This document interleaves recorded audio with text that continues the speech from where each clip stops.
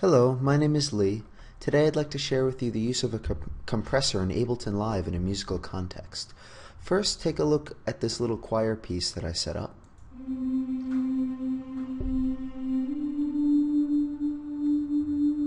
It's basically arpeggiating over a C minor chord, as you can see right here in the MIDI track.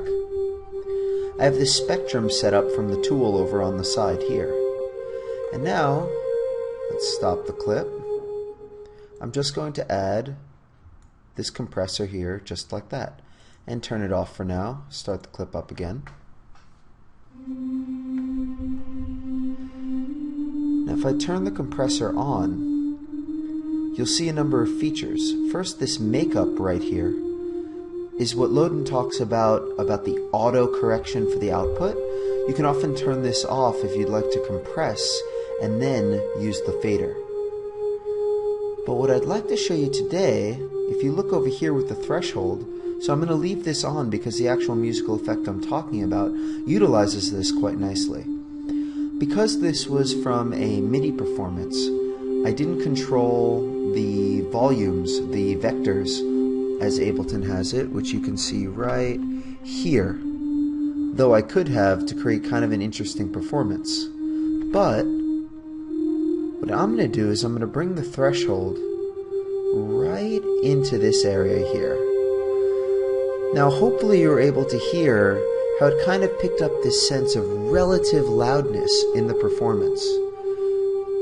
And when I lower the threshold too much, it doesn't really matter, because this makeup creates a bit of a, correlation or a correction for the output levels. If I turn this off, it basically acted like a gate. You can still hear a slight amount. If I bring it all the way down, it's a complete gate. Bring it all the way back up, it doesn't have any effect. If I bring it right into this area though, and then add the makeup, basically what that did is it leveled out all of those peaks and partials and gave an overall greater sense of the perceived loudness, the way Loden talks about it. You can play with some of these other figures here, the attack and the release, the knee, which opens up like that. But for this particular musical effect, I don't think it'll have that much of a difference. Well, actually, the attack there going up really high slows it down so much that it doesn't matter. Let's bring that back up a little bit. And the release time there doesn't really seem to have much of an effect either. If you bring up the ratio though, it amplifies the effect, because it really hones in on all of those points and levels out all of the partials.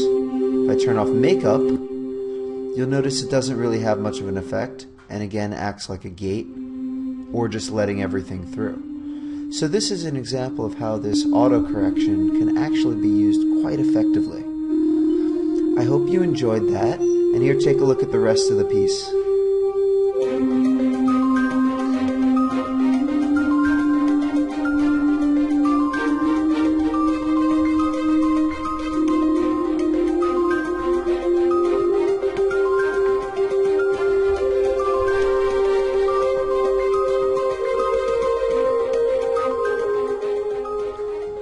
Thank you for taking the time to listen to my presentation today.